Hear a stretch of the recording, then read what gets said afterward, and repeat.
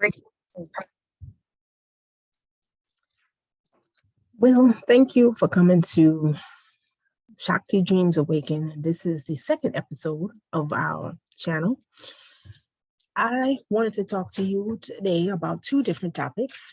One topic would be about setting standards for your relationships.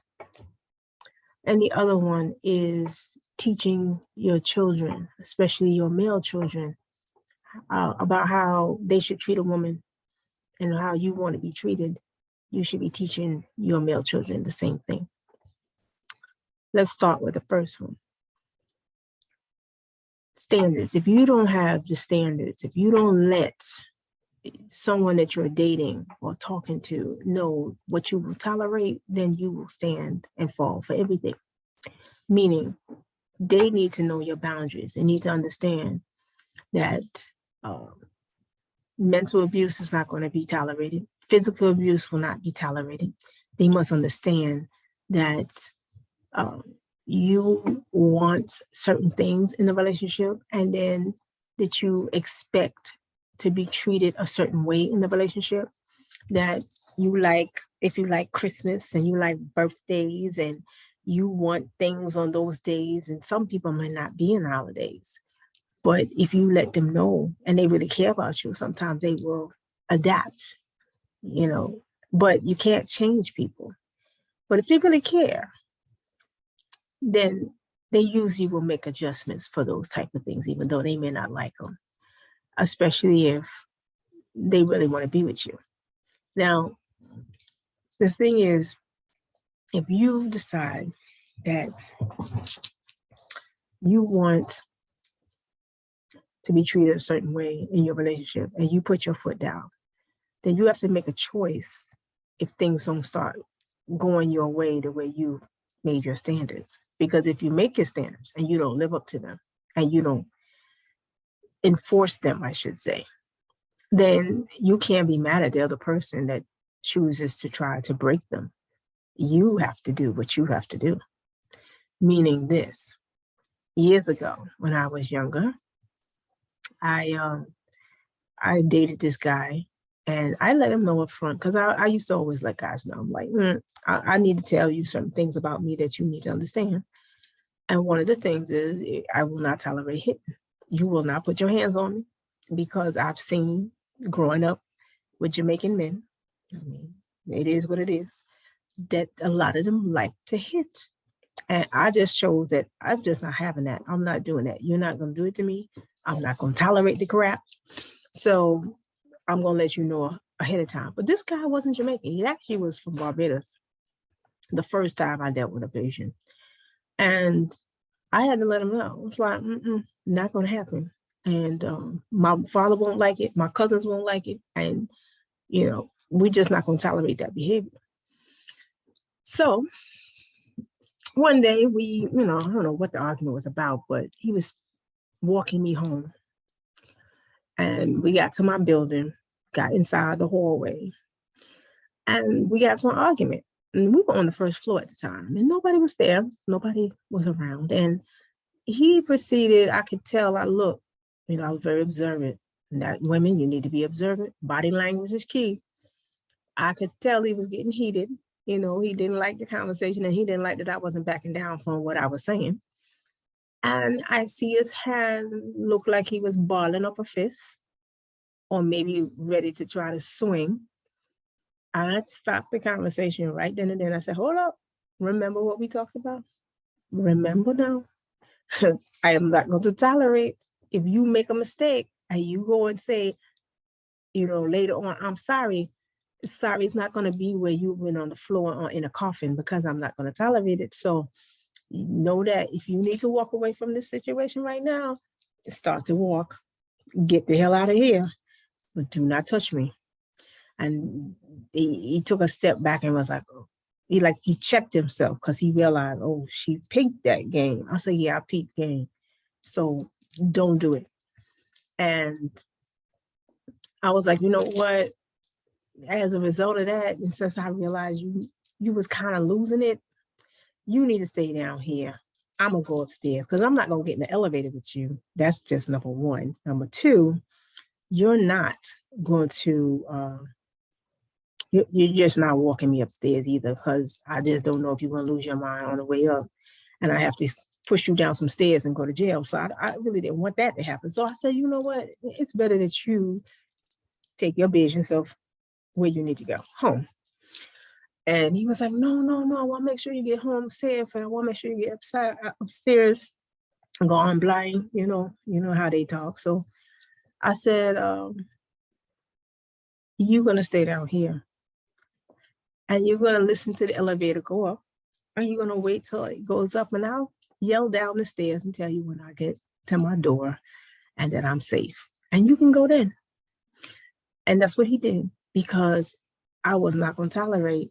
I saw what he was about to do, and I wasn't going to tolerate it. And that's what I'm talking about. Setting your standards and sticking by them. So the next day he called and we had a discussion about what how he almost lost control, and he apologized. But it stuck in the back of my mind that what if I hadn't been paying attention? Would he have gone to do what he was thinking of doing? Or would he check himself without me having to check him? And that relationship didn't last, because as I saw that there was a possibility that he was going to lose his mind, I didn't think that I needed to stay there. So it didn't last much longer.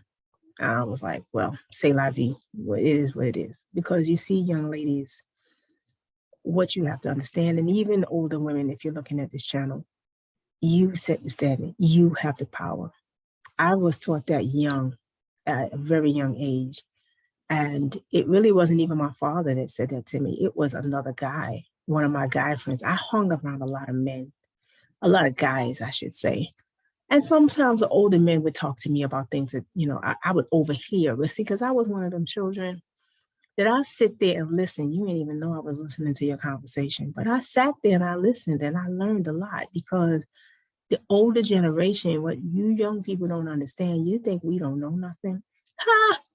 You don't know anything. And you can learn a lot from the older generation, but sometimes you won't take the time to listen. You won't take the time to listen. And I used to listen to what people were saying around me, and I listened to their mistakes and figure, do I want to make those mistakes? I don't think so. I'm listening to the pain that they're going through. I didn't like pain. I tried to avoid it. So if I see that you went down a path and this was the result of that, it wasn't, or it's going to be different for me. I took it as, that's not a real road that I want to go down. And I didn't go down the road. But for some reason, the younger generation today, you'll hear the stories of what we went through and still think, oh, it's not going to happen to me, like you're invincible. And then when it happens to you, you're like, I should have listened. We tried to tell you, but you said we don't know what we're talking about. So, hey, you had to learn the hard way. I like easy. I don't know about you, but I like easy. I don't know why I'm wanting to learn the hard way. So keeping your standards, having standards, that's something that you should have. Because if you don't, they say, well, if you don't stand for something, you fall for everything. And that's something that is true. You got to know thyself. You got to know and love thyself. And when you know and love thyself, knowledge of self is key. You got to know who you are. And when you know who you are, it's no way you're going to let somebody else do you something crazy, because it is what it is. I love me. Shakti, you ain't touching me. You ain't doing that to me, because I love me and I deserve more than that. When you can say those words to yourself, then you got it going on, because, hey, that's what you should be saying to yourself every day. You love yourself, and you're not going to let nobody degrade you, abuse you, use you, or anything of the sort. Relationships is about equal footing. And yes, I hear people on YouTube talking about, well, a man does this and a man does that and the women want to be a man.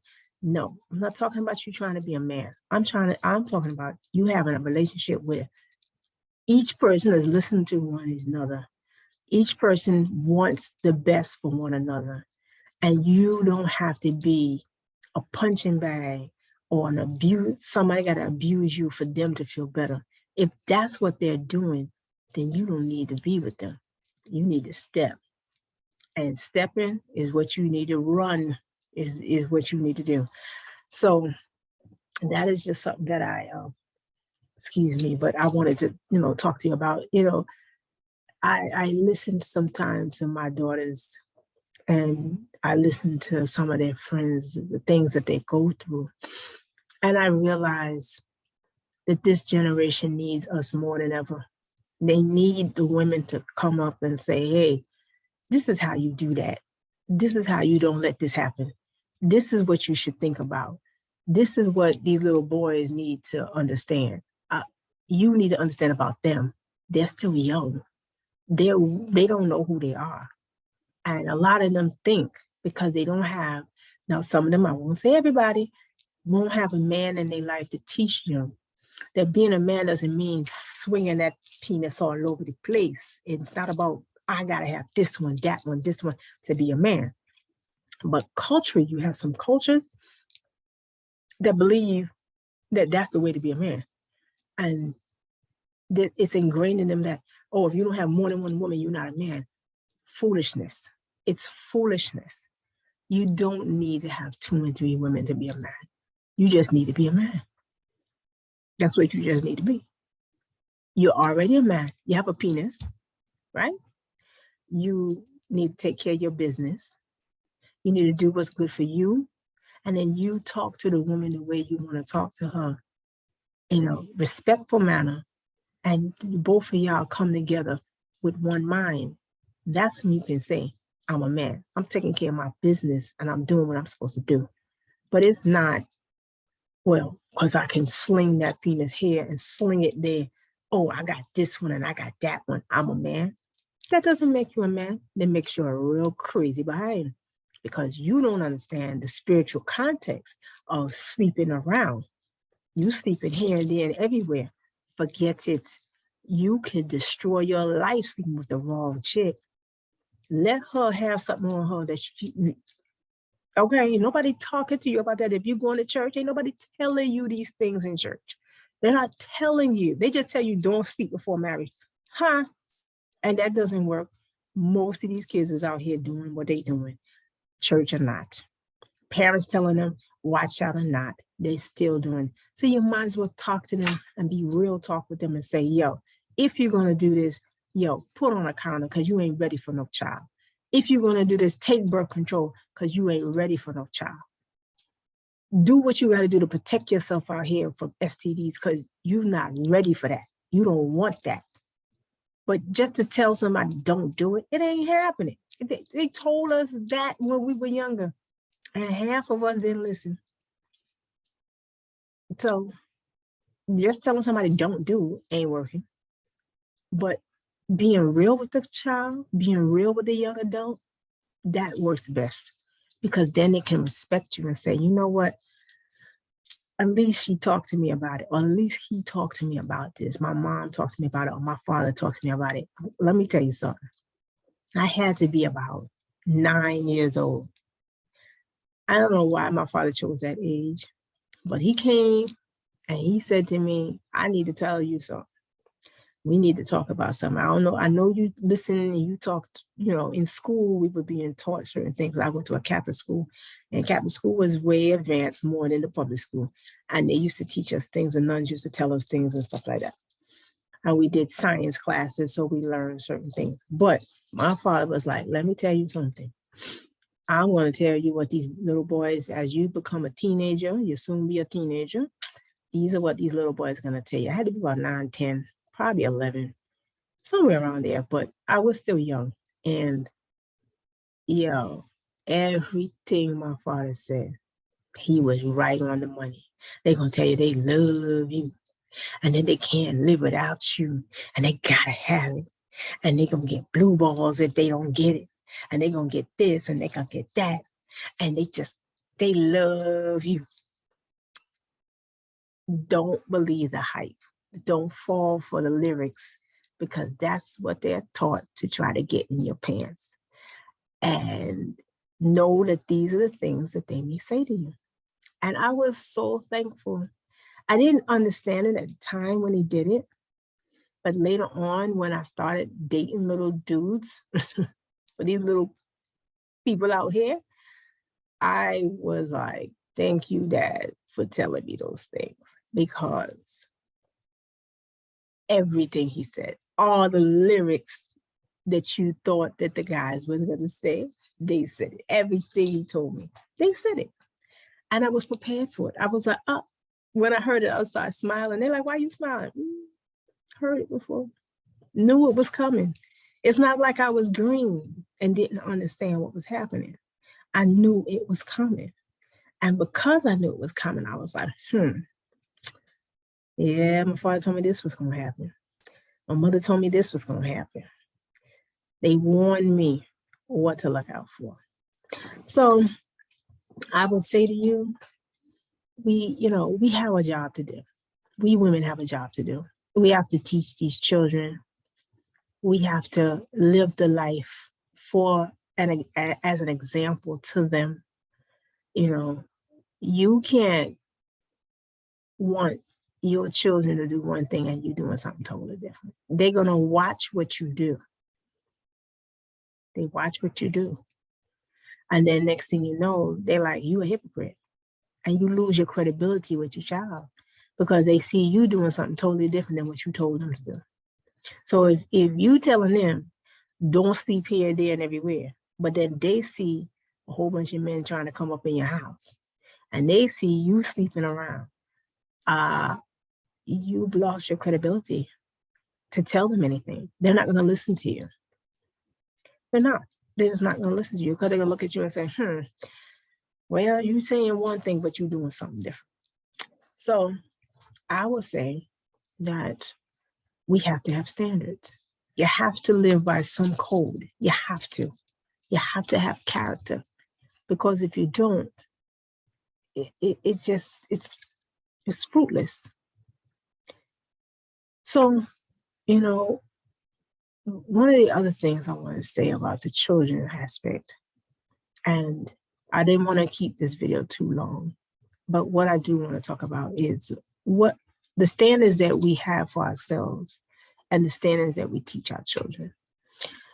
And this, I talk more for the boys, if women who have sons, because I have come to the conclusion that we have done our sons, and I don't have a son, I didn't birth a son, but still I have a lot of guys around me from my girls and things. But I see that some mothers, not all, but some mothers didn't teach their boys the correct thing. They didn't. They didn't teach them how to be gentlemen. They didn't teach them that, slinging that thing all over the place is not a good thing for them. They didn't teach them the spiritual connotation that when you sleep with somebody, you get attached. A piece of your soul gets attached to theirs. And not everybody you're supposed to be attached to. Because some people have some negative crap on them. Some real negative things that when you sleep with the wrong chick, your life will be destroyed as a result. You see some people, they have their job and they doing good in school and everything, and then all of a sudden they sleep with the wrong woman or the wrong girl, and it's a wrap. It's like all of a sudden they ain't doing good in school no more. They lost the interest. It's like, what came over this person? Something probably was on that chick they were sleeping with, or it's something that they weren't supposed to be around. And so you have to understand that these things, y'all talk about the Bible. The Bible tells you a whole bunch of things that a lot of people don't want to know. You say you want to know. Half of you don't read it for yourself. You got the preacher telling you what it means. But you read it for yourself and ask for discernment, you're going to see that you're going to discern the codes because the Bible is coded. And you're going to discern those codes and understand that your spirit is going to tell you what it means. And you're going to be able to understand certain things. So I'll tell you that we have to do better training our young men. We have to do better in showing them how they're supposed to treat a lady, open the door, open the car door, you know, how to speak to a lady, stop calling them bees and hoes and all kind of craziness out there. Yeah, you listening to this music, and a lot of it's low vibration music. When I say low vibration, I mean low vibration. I mean it's the ghetto music that is not uplifting your spirit. It's putting your spirit down. And at this point in time, we need to uplift the spirit like never before. And don't get me wrong, I love music, all types of music. But some music, you can feel that the vibration is just not good for you. It's just not. You just need to leave that alone.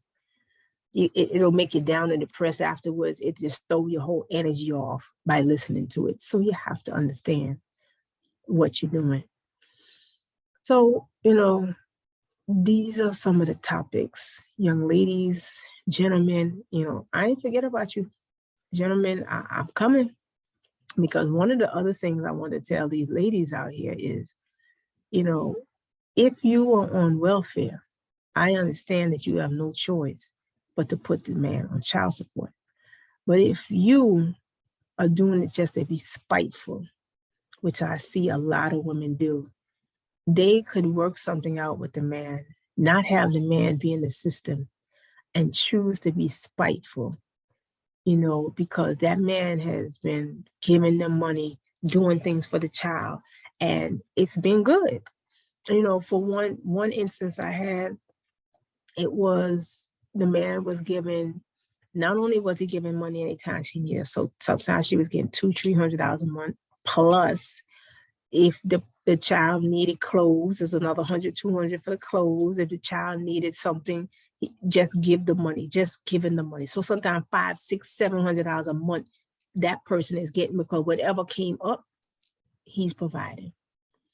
And because their friends tell them, oh, you need to take him to child support court, you would get much more money. Thinking, oh, he don't really take care of the child. You could do better. You go to child support court and you got less. And that's exactly what happened in the case that I was dealing with. They got less money. They got less money. In fact, they were so pissed when they finished. They were like, can we just go back to the way it was? And the person said, nope.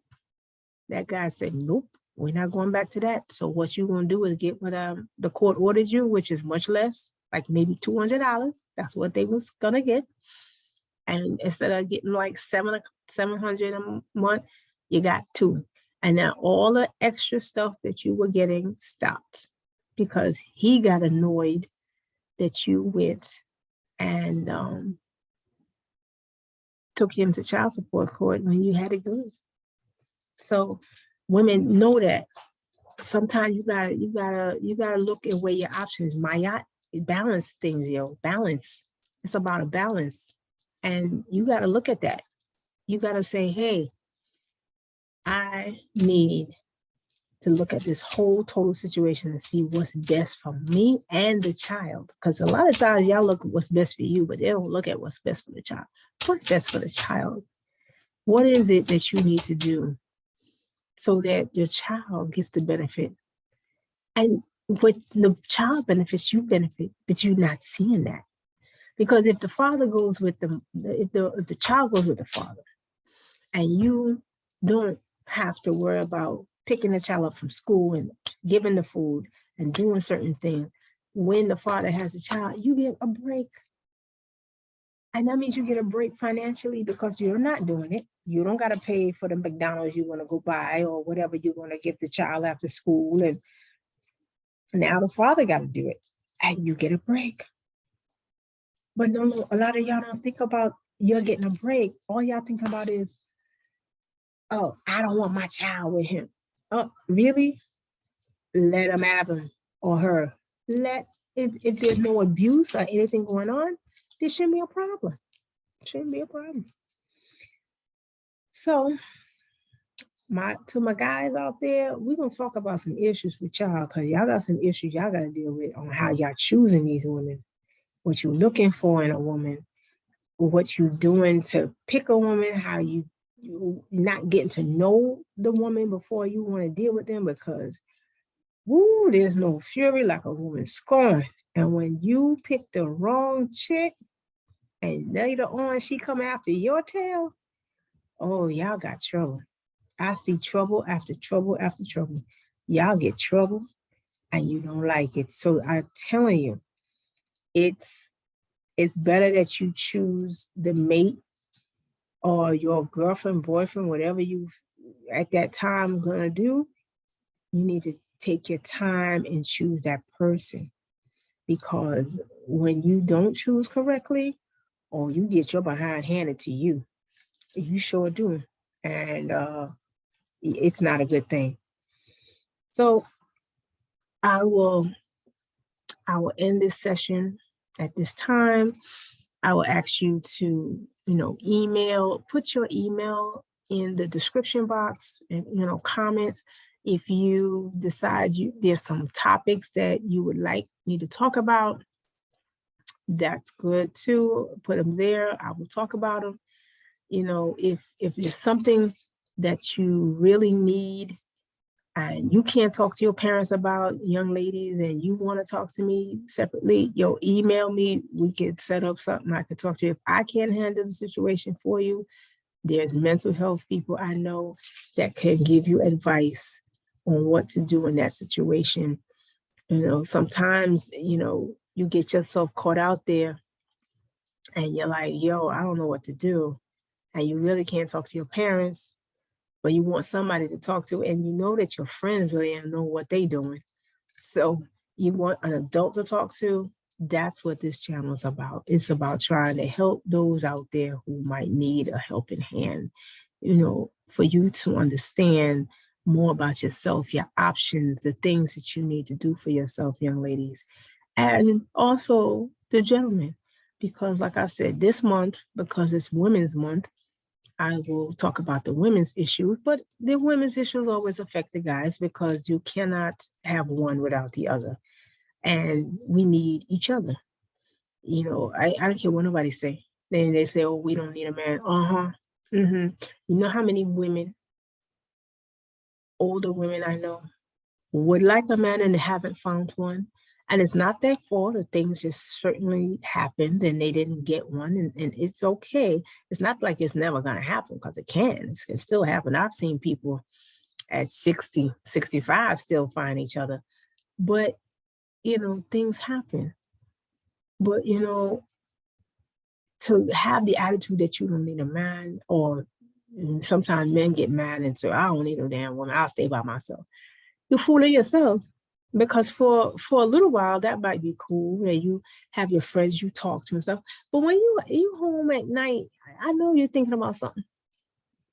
You wishing that you had somebody. And if you say no, okay, fine. But deep down inside, that might not be the right answer, or that might not be the truth. You might just be telling yourself that because you don't want to tell nobody else the truth. So that's your truth, not mine. Whatever you want to do, you do for you. Whatever's best for you, you do for you. But like I said, know thyself.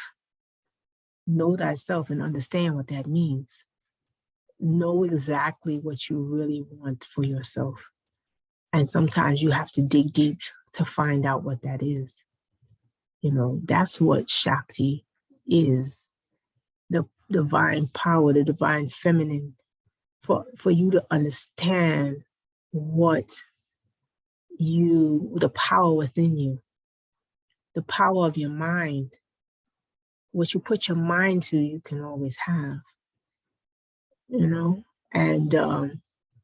this last bit I want to tell you, because it goes with what I just said. I remember being in high school. It was time for us to apply for colleges, and I had an advisor. I told him I wanted to go to Cornell University. And he looked at me and said, why, you? I don't think you're okay. Now, mind you, I have straight A's, very good student, didn't play with my studies. I used to, do my thing. Nobody really knew what my grades were, but I did my thing. And He knew my grades, but he told me, oh, I don't think you should put your eggs in that basket. You should just, I'll get you into Binghamton or one of them other schools, a Hofstra or whatever. And I said, you know what, just for you doing that, just for you telling me I can't get into Cornell, I'm not going to apply to no other school but Cornell. And if you claim that I can't get it, you're going to see now, I'm going to put all my eggs in that basket since you just said that. And I'm not applying to any other school. And he was like, what? You can't do that. Oh my God, they will fire me if you don't get into school because you got good grades and stuff like that. No, you can't do that. I said, watch and see. I'm not applying to nothing else. It's one school, and that's the only school I'm going to apply to. And that's exactly what I did. Now, he went behind my back. I didn't know. He had connections at Stony Brook. He had some connections at Hofstra. He had connections some other schools. And he submitted my stuff. I didn't write no essays. I don't know where he got the essays from, but I didn't write them.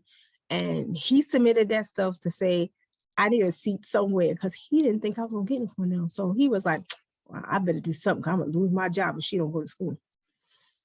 And the day I got the acceptance letter to Cornell University, and he saw it, and he went on the loudspeaker talking, oh, we got somebody that going, Tracy's going, da, da, da, da. I said, really? You got the nerve, you want to now brag that Shakti can go? You now bragging that I can go somewhere? You didn't even want me to go to that school. And I let everybody know. Okay. He full of crap because he didn't want me to go. But it's fine. I'm going. And I know it makes the school look good. So, hey. And I tell you that because I made up my mind. I made up that mind. I had the decision. I made the decision that I was going. And I wasn't letting anybody stop me from going. And I got there. And I graduated from Cornell and I did my thing. And that's what you can do. You got to put your mind to what you want.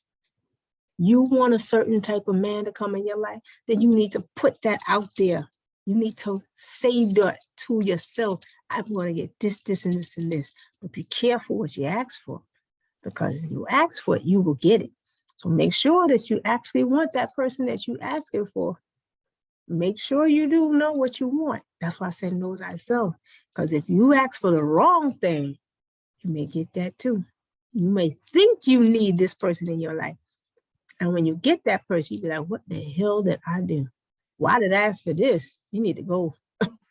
So make sure that you know what you're doing before you ask. And know thyself. Love thyself first. Love you. And know that whoever comes in your way is going to reciprocate the love that you have. Because you need to know to love yourself before you can love anybody else. You can't search for love outside yourself and you don't have it inside. That's not going to work. You've got to love you first. All right? So love, peace, and joy. And that's what I wish for all of you today. Peace.